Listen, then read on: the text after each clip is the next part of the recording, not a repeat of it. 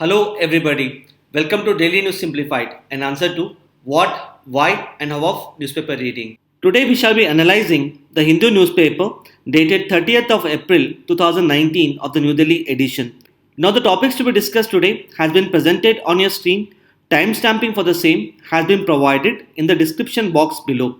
Let us begin our today's discussion. Now this particular article appears on page number 9. The title of the article is For a Malnutrition Free India. This article shall be important from the perspective of GS Paper 2, Governance, under the subsection Issues relating to the development and management of social sector or services relating to the health. Further, this article is also important because in previous year UPSC prelims, questions have been asked with respect to the government initiatives in order to reduce the hunger and malnutrition in India. For instance, in the year 2018, there was a question related to the National Food Security Act. Similarly, in the year 2017, there was a question related to the National Nutrition Mission. It is in this particular aspect, the article which we are going to discuss here becomes extremely important. The Government of India is implementing a large number of schemes and programs in order to reduce the hunger and malnutrition in India. For instance, the Government of India is implementing the Integrated Child Development Scheme, the Midday Meal Scheme, etc. in order to improve the health and nutrition status of the women as well as children. However, in spite of these efforts undertaken by the government, the status of hunger and malnutrition in India continues to remain poor. For example, if one looks at India's ranking on the Global Hunger Index report, India is presently ranked at 103rd place out of the 119 countries. Similarly, recently, the World Bank has published the first ever Human Capital Index report. Even in this particular report, India has been placed at 158th position out of total 195 countries. On the similar lines, according to the National Family Health Survey Report 4, 35% of the children in India are malnourished. On similar lines, 39% of the children are stunted. Now, all these facts and figures clearly highlight the fact that in spite of massive efforts undertaken by the government, the hunger and malnutrition, particularly among the children, continues to remain quite poor. In this regard, this particular article here discusses about the stunting or the lower height of the Indian children, wherein this article here has sought to analyze the reasons for the stunting of the Indian children, the problems which arises due to the lower height of the Indian children, as well as how to address this particular problem of the stunting of Indian children. Hence, as part of this video analysis, let us start understanding these aspects of the article one by one. Let us first understand the problems associated with the stunting in India. Now, the rapid growth of a baby takes place when the baby is in the womb of the mother.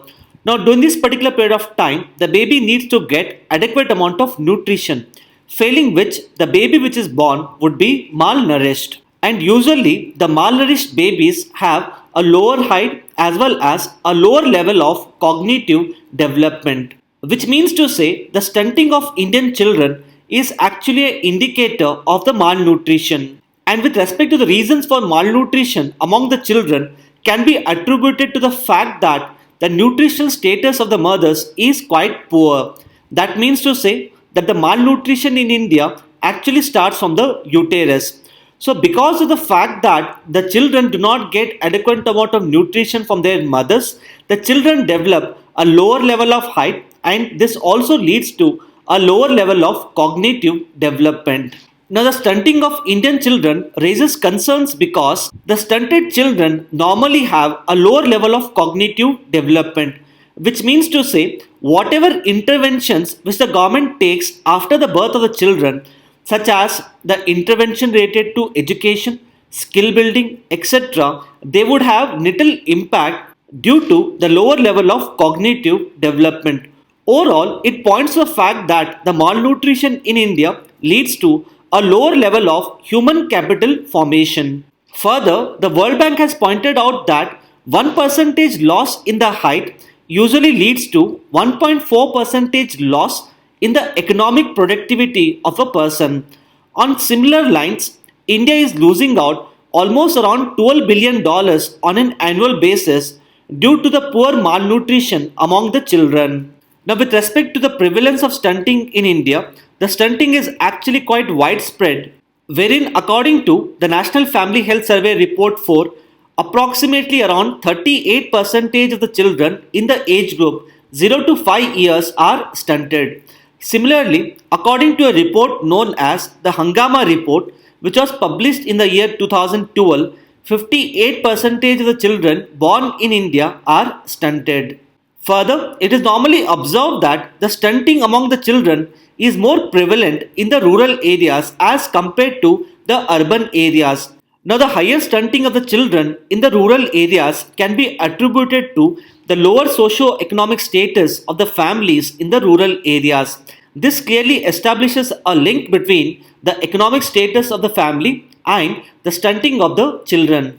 On similar lines, it is observed that stunting is more in the children who are born to the mothers with no formal education, which once again establishes a link between the formal education of the mothers and the stunting of the children.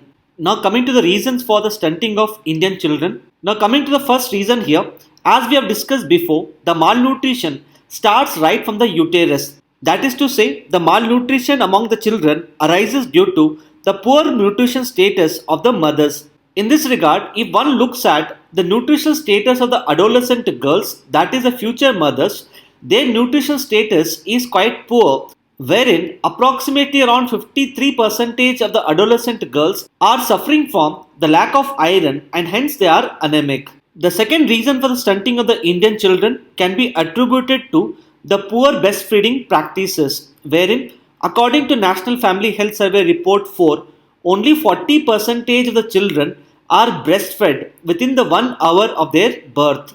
Thirdly, we have seen that the stunting is more prevalent in the rural areas as compared to the urban areas, which clearly establishes a link between the stunting and the socio-economic status of the families. Now, the poor socio-economic status of the families prevents them from consuming a balanced diet, leading to the poor nutrition status among the children. The fourth reason with respect to the stunting of the Indian children can be attributed to the poor level of awareness among the mothers. So, in order to reduce the stunting and malnutrition among the Indian children, we can take a number of steps. First and foremost, we need to improve the health and nutrition status of the adolescent girls, wherein these adolescent girls can be provided with the iron and folic acid supplements. Secondly, we need to promote the safe breastfeeding practices. Thirdly, as we have discussed before, the stunting and malnutrition among the Indian children is not only attributed to the poor health and nutrition status, but it can also be linked to other external parameters such as the socio-economic status of the family or the education levels of the mother. Hence, in order to address the problem of malnutrition and stunting, we need to ensure that there is convergence of programs related to the education and poverty elevation. And lastly, as we have discussed before, the government of India is implementing a large number of schemes and programs in order to reduce the stunting and malnutrition among the Indian children. However, this has not had the intended effect. Hence, in order to improve the effectiveness of government schemes and programs, we need to effectively monitor and implement these schemes and programs. Apart from that, as we have discussed before, the government of India is implementing a large number of schemes and programs in order to improve the health and nutritional status in India. Now, the list of all the important government schemes and programs related to the nutrition has been highlighted on your screen in the form of a table, wherein I have highlighted the name of the scheme, the ministry which implements the scheme, and the important objectives of all these schemes. Now, these aspects related to the schemes becomes extremely important for your upcoming prelims examination. Now, we have already seen that in the prelims 2018, there was a question related to the National Food Security Act. Similarly, in the year 2017, there was a question related to the National Nutrition Mission. In this regard, we can also expect questions related to the other important government schemes and programs related to the nutrition. Now, I hope that you will be able to go through these schemes and programs on your own Apart from that, if you want to know more details related to these government schemes and programs, you can refer to the Prelims Compass magazine on the government schemes and programs. Now, these are some of the important aspects which one must know with respect to this particular article. With this, let us now take up the next article. Now, the next article appears on page number 18. The title of the article is Drug Resistant Diseases Could Kill 10 million a year by 2050. This article shall be important mainly from the perspective of prelims under the subsection General Science. Apart from that, this article is also important because in previous year UPSC mains, a question related to the drug resistance has already been asked in the year 2015. It is in this particular regard, the article which we are going to discuss here becomes important for your upcoming prelims examination. Now, recently, the United Nations has published a report.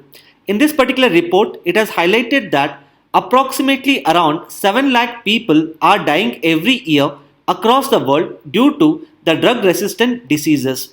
And this number is expected to increase to 10 million a year by the end of 2050.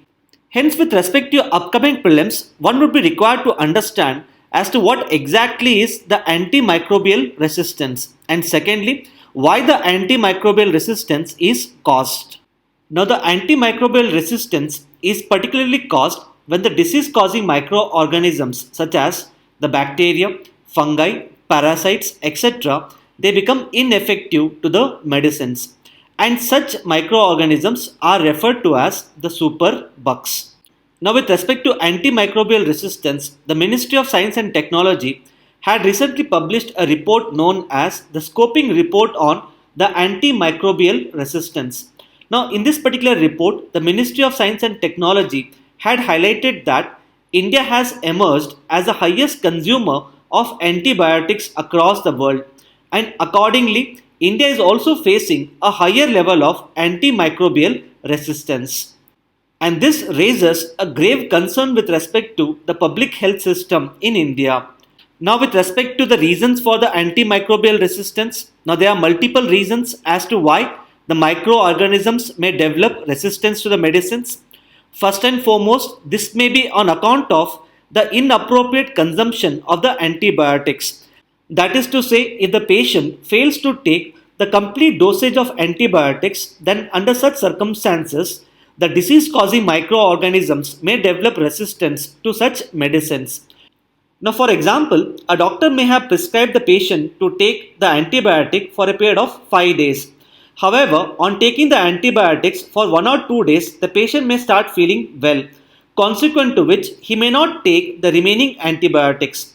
Under such circumstances, the microorganisms present in his body may develop the resistance to the antibiotics.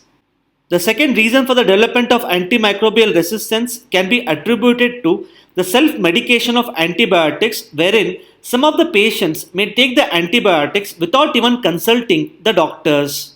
Thirdly, it is quite easy for a person in India to buy an antibiotic from a pharmacy without the doctor's prescription. And these people who are buying the antibiotics may not be actually be aware as to which antibiotic has to be taken for a particular infection.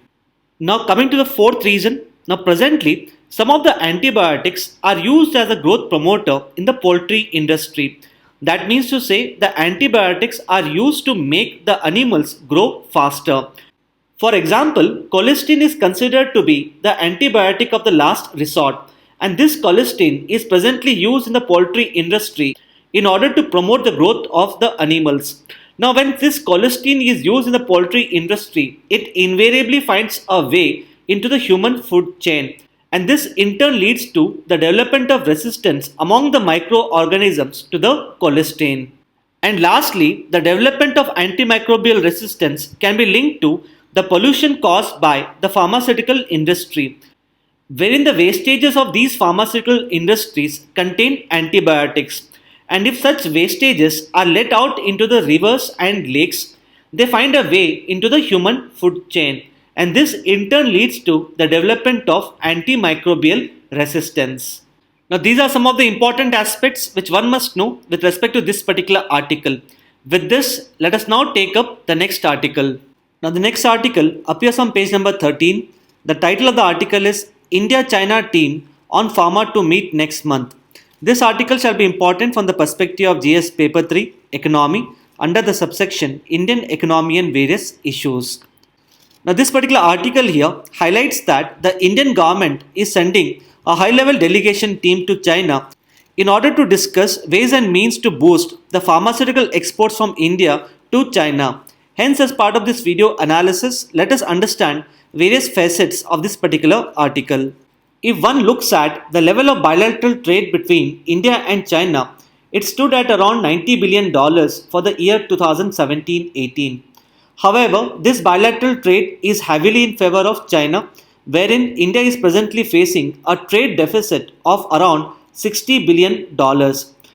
Hence, in order to bridge this particular trade deficit, the Indian government has been demanding China to open its market for the IT and IT-enabled services as well as the pharmaceutical drugs. Now, if you look at both these sectors, that is the IT as well as pharmaceutical drugs, both these sectors can be considered as the strength of Indian economy. It is because of this reason the Indian government has been asking the Chinese government in order to give a greater leeway with respect to market access of the IT and pharmaceutical drugs.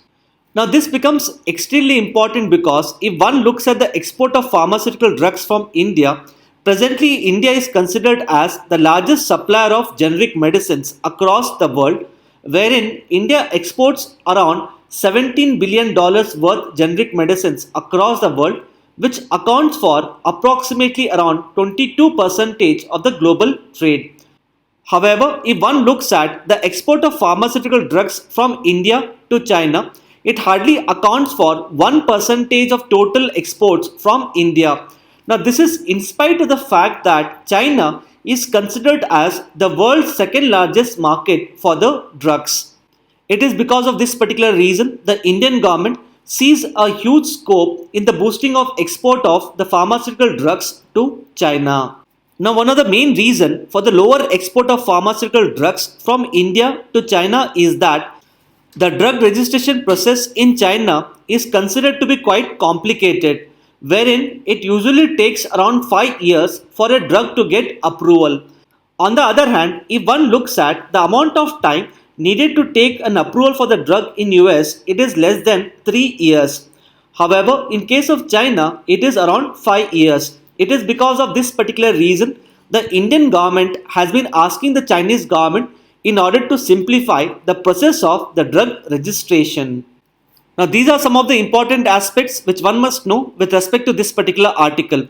With this, let us now take up the next article. Now, the next article appears on page number 7. The title of the article is Army Invokes the Emergency Powers for the Missile Deal. This article shall be important from the perspective of prelims under the subsection General Science and Technology. After the Pulwama attack on the CRPF soldiers, the Ministry of Defence had approved the emergency financial powers for the 3 services. Under this emergency financial powers, all the 3 services, that is the Army, Navy, Air Force, they have been given the freedom to procure the equipment worth Rs 300 crores on a priority basis. Accordingly, this article here has highlighted that the Indian Army is set to procure the Spike anti-tank missile from Israel and the IGLA-S very short-range air defense system. Hence, as part of this video analysis, let us understand about the Spike anti-tank missile as well as the IGLA air defense system. Now, with respect to Spike LR anti-tank missile, now this particular anti-tank missile is a lightweight missile which has the capability of the fire and forget. Now, the fire and forget technology essentially points to the fact that prior to launching of this particular missile, all the information related to the target is programmed into the missile. And since the information related to the target is pre-programmed, there is no need to guide this particular missile. That is why this particular technology is also called as the fire and forget technology. Now, similarly, in case of India, the DRDO has developed an anti-tank missile known as NAG. Even this particular NAG also works on the fire and forget technology. On similar lines, the DRDO has developed a variant of NAG missile which can be launched from helicopters, and this variant of missile is referred to as Helena. So apart from the Spike LR anti-tank missile, please also make a note about the NAG as well as the helicopter launch version of NAG known as Helena. Now with respect to range of Spike LR anti-tank missile, presently its range is around 4000 meters. Now coming to IGLA-S air defense system. Now this air defense system has been covered in our DNS dated 20th of November 2018. So what I will do here is that I will attach that previous video for your revision. The IGLA-S missile is a man-portable air defense system, also known as MANPADS. Now this particular air defense system uses surface-to-air missile in order to target the enemy aircrafts, helicopters and unmanned aerial vehicles. Further, it has a maximum horizontal range of 6 km and the vertical range of this missile is 3.5 km. And the technology used by this missile system is known as the infrared homing technology. That is, it uses the infrared waves emitted by the enemy aircrafts in order to target them. As you know, the aircrafts and helicopters emit heat from their engines, and this particular heat is visible in the infrared wavelength of the visible light. Now the infrared waves emitted by the aircrafts are in turn detected by using the infrared homing technology used in the missiles. And using this particular technology, the missiles can track and target the enemy aircrafts and helicopters. Further, the infrared homing technology is also referred to as a passive technology since the targets such as aircrafts and helicopters have no indication that they are being tracked by a missile.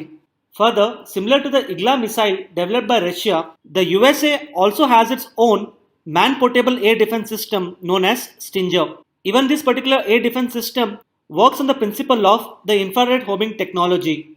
Now these are some of the important details which one should know with respect to the Spike anti-tank missile as well as the IGLA air defense system. With this, let us now take up the next article. Now the next article appears on page number 18. Now the title of the article is Genes of the Climate Resistant Chickpea Varieties Identified. This article shall be important mainly from the perspective of prelims under the subsection Science and Technology. Apart from that, if one looks at the UPSC prelims, in the year 2012, questions have been asked with respect to the genetic engineering. It is in this particular regard, this article here becomes important for your upcoming prelims examination. Now this particular article here highlights the fact that an international team of scientists led by the Hyderabad-based International Crop Research Institute for the Semi-Arid Tropics have identified the genes in the chickpea that are responsible for the heat and drought tolerance. Now this is considered to be quite important because chickpea is considered to be a cool season crop and it cannot withstand a higher amount of temperature. It is precisely because of this particular reason almost around 70% yield of the chickpea gets wasted because of the increase in the temperature. So the identification of the genes that are responsible for the heat and drought tolerance would lead to the development of new chickpea varieties that can withstand temperature up to 38 degrees Celsius. Apart from that, as highlighted before, almost 70% yield of the chickpea gets wasted because of the increase in the temperature. Hence, by identifying the genes and then transferring the genes to the new chickpea varieties, we would be able to increase the yield of chickpea. Now coming to the questions which are asked in the prelims 2012, the first question here was, other than resistance to the pests, what are the prospects for which the genetically engineered plants have been created? Now the first option here is to enable them to withstand the drought. This is correct. Second option is to increase the nutrition value of the produce. Even this is correct. The third option reads as to enable them to grow and to do photosynthesis in the spaceship and the space stations. Now by carrying out genetic engineering, it is quite possible to make the plants to grow in the low gravity and perhaps even different soil types. Hence even this particular option here is correct. Now the fourth option reads as to increase their shelf life. Even this option here is correct. So looking at the options, the correct answer to this particular question is D. Now coming to the next question, the question here was, what are the reasons for the people's resistance to the introduction of Bt brinjal in India? Now the first option here is the Bt brinjal has been created by inserting a gene from the soil fungus into its genome. Now this particular option here is wrong. This is because the Bt brinjal has been created by inserting a gene from a soil bacteria and not soil fungus. The second option reads as the seeds of BT brinjal are terminator seeds and therefore the farmers have to buy the seeds before every season from the seed companies. Even this option here is wrong. The third option reads as there is an apprehension that the consumption of BT brinjal may have an adverse impact on the health. As we have discussed before, BT brinjal has been created by inserting a gene from a soil bacterium. Because of this, apprehension have been raised that the consumption of BT brinjal may have an adverse impact on the health. Hence, this option here is correct. Now, the fourth option reads as there is some concern that the introduction of BT brinjal may have an adverse impact on the biodiversity. Even this particular option here is correct. So if you look at the answers here, the correct answer to this particular question would be 3 and 4 only. So these are some of the important aspects which one must know with respect to this particular article. With this, let us now take up the next article. Now the next article appears on page number 18. The title of the article is Lawyer Fighting the Palm Oil Industry Wins the Ecology Prize.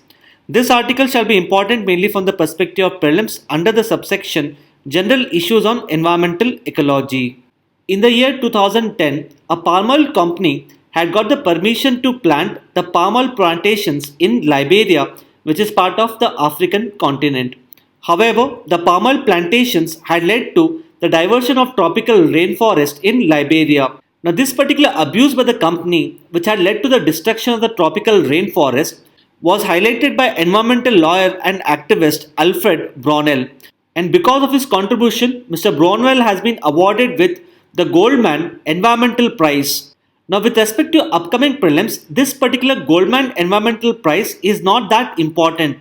However, you need to know the social and environmental impact of the palm oil industry. Now, if one looks at the palm oil is used as a cooking oil, it is used as an ingredient in the personal care products, and it is also used as a biofuel.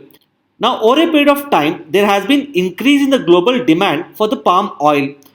So, since the palm oil can be used for multiple purposes, the palm oil has emerged as a basic source of income for many farmers across the world. More importantly, the farmers have been able to take an advantage of the increase in the global demand for the palm oil, and this is in turn supplementing their incomes. However, the palm oil industry has led to an adverse impact on the environment as well as the rural society. Now, this is because the rising demand for the palm oil has led to the destruction of the tropical rainforest in various countries across the world, such as Indonesia and Malaysia.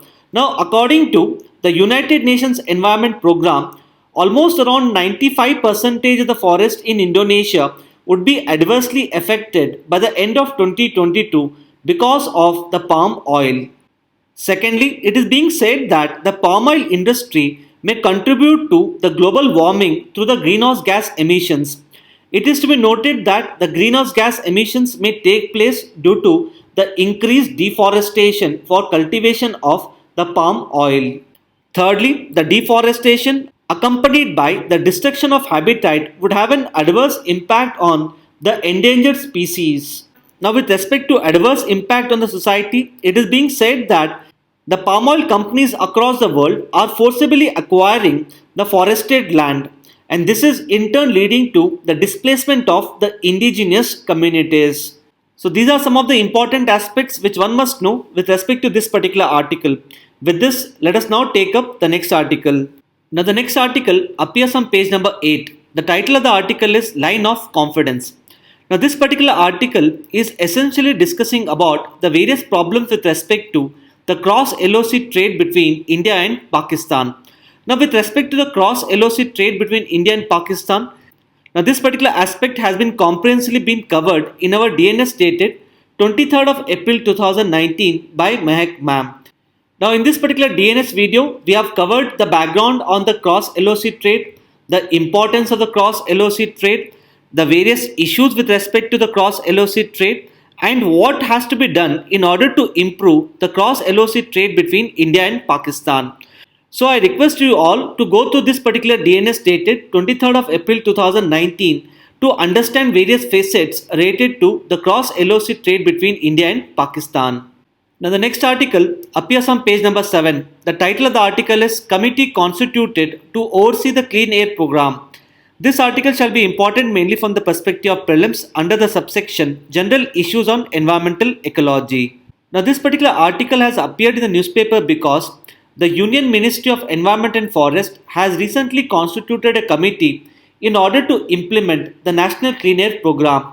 It is to be noted that the National Clean Air Program was launched in Jan 2019 in order to reduce the concentration of the particulate matter, and this particular committee is presently chaired by the Secretary in the Ministry of Environment and Forest.